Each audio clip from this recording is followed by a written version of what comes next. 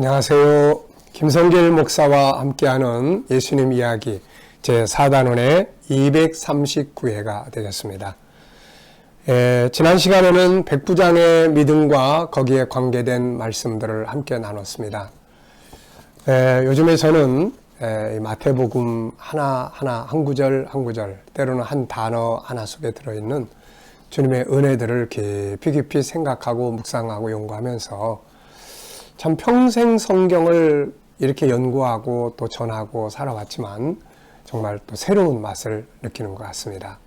때로는 이렇게 우리가 전체를 보면서도 은혜를 누릴 수 있지만 때로는 전체 흐름뿐만 아니라 그 단어 하나하나가 가지고 있는 또 그런 내용들도 아주 깊이 있게, 그러면서도 하나님 말씀이 단순히 우리의 구원만을 위한 게 아니라 세상 살아가는데도 이 부분을 이렇게 사용을 하면 참 좋겠다 하는 생각을 많이 갖습니다.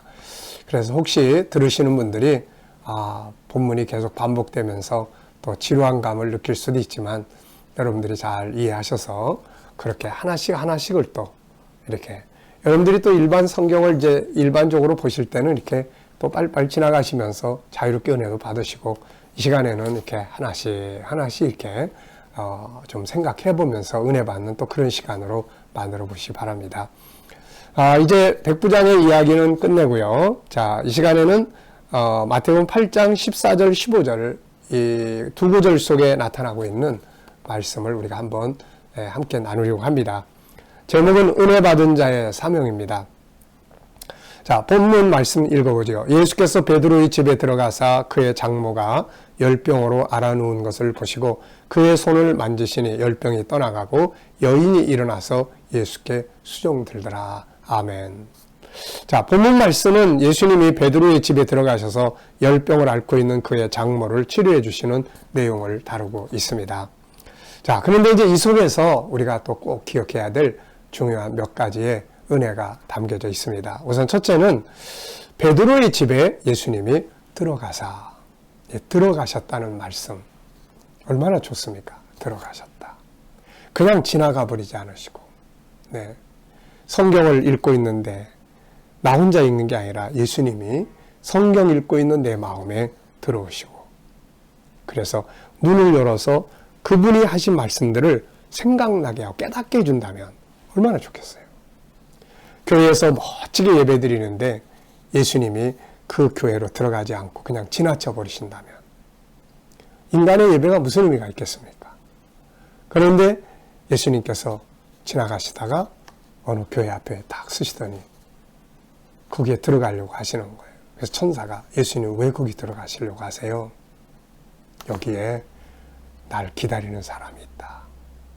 날 기다리는 사람이 있다. 그러면서 그 안에 들어가시는 거예요. 그분이 들어오셔야 뭐가 되지 않겠습니까? 그래서 예수께서 베드로의 집에 들어가셨다. 참 중요한 단어입니다. 근데 이게 그렇게 은혜가 되는 단어예요. 베드로의 집에도 역시 예수님 따라가는 베드로의 집안에도 문제가 많았던 것 같습니다. 그 중에 장모님이 열병으로 고통받고 있었던 거죠. 저는 이 열병 그러면 처음 교회 개척할 때의 상황이 좀 생각이 나요. 전도하러 갔을 때 어느 분이 막 이 열병으로 고통받는 것을 보고 참 그분도 하나님의 은혜로 참 치유가 됐던 분이죠. 그 생각이 많이 납니다. 열병. 자, 이걸 보면서 예수님 따르는 베드로의 집에도 이렇게 아픔도 있고 다 하는구나. 문제없는 집이 없구나. 이런 생각을 가지면서 위로가 됩니다. 모든 사람은 이처럼 다양한 아픔, 다양한 고민을 가지고 살아요. 장모님이 열병으로 고통받고 있으니 베드로가 얼마나 고민이 됐겠습니까? 그런데 그 집에 주님이 들어가신 거예요. 주님이 들어가시면 문제는 오히려 합력하여 선을 이루게 되는 결과를 가져와요. 그분이 안 계실 때는 문제가 문제인데 그분이 들어오시면 문제가 유익하게 되는 도구가 되는 거예요. 베드로가 고기 한 마리 못 잡았다가 예수님이 가시니까 2배나 가득 잡는 축복이 됐지 않습니까? 이게 참 중요한 거예요. 그래서 예수님은 이런 말씀을 하셨죠. 계시록 3장 20절에 보면 볼지어다 내가 문 밖에 서서 두드리노니 누구든지 내 음성을 듣고 문을 열면 내가 그에게로 들어가 그와 더불어 먹고 그는 나와 더불어 먹으리라. 예수님은 항상 들어오고 싶어 하세요. 네, 우리에게 문을 두들겨요. 네.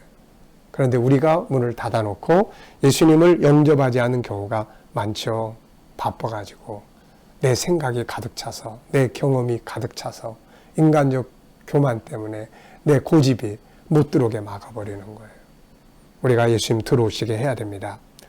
주님은 지금도 마음의 문을 두들겨 계시죠. 그런데 속은 병들어 있는데도 예수님을 모셔드리지 않고 있는 경우 많아요.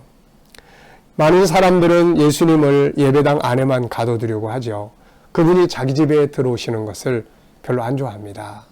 왜냐하면 자기의 삶의 현장이 너무 지저분한 걸로 가득 차 있기 때문에 예수님 들어오시는 것을 꺼리는 경우가 많죠. 그리고 간섭받기 싫어합니다. 그래서 예수님 예배당에만 딱 계시고 다음 주일날 또 와서 제가 헌금도 드리고 예배도 드릴 테니까 여기 그냥 가만 계세요. 그리고 가서는 자기 마음대로 살게 되는 거죠. 신앙은 이벤트가 아니라 동행이며 소통입니다. 내 마음속에 내 가정 속에 내 삶 속에 그분이 들어오셔야 하고 소통해야 하는 거죠. 주님이 들어가셔야 치유가 일어나고 문을 열고 들어오셔야 생기가 들어오게 되는 것이죠. 그래서 우리가 예수님이 들어오시게끔 해야 합니다. 베드로가 만약에 예수님 안 돼요 못 들어오십니다 이랬다면은 어떻게 됐을까요? 네. 자, 두 번째는 그 분의 손을 붙잡아야 합니다. 오늘 본문 말씀을 보면은 예수님께서 15절에 그의 손을 만지시니 이런 말씀이세요. 손을 만지시니 손을 딱 만지시니까 열병이 떠나버리는 거예요. 참 놀라운 일 아닙니까 이게. 사람의 손을 만지면 더 열받을 수 있죠. 근데 예수님의 손을 딱 잡으니까 열병이 떠나버리는 거예요. 이게 우리에게 필요한 것 같아요. 계시록 2장 1절을 보면 에베소 교회 사자에게 편지하라. 오른손에 있는 7뼈를 붙잡고 7 금촛대 사이를 다니시는 이가 이러시되 7뼈를 붙잡고 계세요. 예수님이 꽉 잡아주는 이게 정말 중요한 것이죠. 자, 그런데 안타깝게도 우리들은 때로는 그분의 손을 뿌리칠 때가 있어요. 그분이 야 나랑 같이 손잡고 가거든. 아이고 싫어요. 자, 여러분 아이들이 좀 크면 부모와 같이 다니는 것을 싫어할 때가 있죠. 우리 물질 문명 속에 살아가는 우리들도 그래요. 때로는 예수님이 정말 필요해서 예수님 막 도와주세요 그랬다가 어떤 때는 나 혼자 갈래요. 예수님 따라가시면서 자꾸 간섭하시잖아요. 그거 하면 안 돼. 이렇게 살아야지. 그러니까 그런 게 귀찮아가지고 그냥 혼자 가려고 할 때가 많습니다. 자, 그런데 이제 예수님의 손을 잡아야 구원을 받고 위험한 속에서 건져냄을 받아요. 우리가 마태복음 14장 30절부터 32절을 보면은 예수님께서 베드로에게 풍랑이 일어나는 갈릴리의 바다에 찾아오셔서 베드로가 주님이시거든 나를 오라 하소서 이렇게 했을 때 예수님이 오라 그랬잖아요. 그때 베드로가 물 위를 바다 위를 터벅터벅 걸어가는 거예요. 그러다 푹 빠졌습니다. 빠졌더니 베드로가 주여 나를 구원하소서 하니까 31절에 보면 예수께서 즉시 손을 내밀어 그를 붙잡으셨다. 그분이 붙잡아 주셔야 합니다. 때로는 그분의 손을 우리가 꽉 잡아야 할 때가 있습니다. 그 기회를 놓치면 안 되죠. 세 번째는 치료받은 자들의 사명을 볼 수가 있습니다. 베드로의 장모님은 치료를 받고 일어나서 15절에 보면 여인이 일어나서 예수께 수종들더라 그랬습니다. 주님을 섬기는 거죠. 네. 이게 바로 치료받은 사람들, 은혜 받은 자들의 사명이라는 것을 우리가 알 수가 있습니다. 우리가 은혜를 받고 주님의 치유를 받고 또 주님의 복을 받고 했다면 이제 섬겨야죠. 그분의 나라를 섬기고 예수님의 사역을 섬기고 그분의 하신 일을 섬기고 이게 이루어져야 되는 거죠. 이게. 근데 은혜 받고 그냥 떠나버리는 사람도 너무 많아요. 복 주셔서 감사합니다. 그리고 그냥 떠나버려요.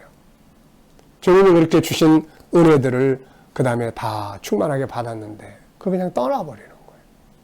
자, 여러분. 우리가 성경을 보면 은혜 받고 치료받고 복을 받아서 하나님의 나라를 섬기고 그분의 뜻을 섬기고 하는 분들이 많이 나타나요. 누가복음 8장 2절 3절에 이런 말씀이 있습니다.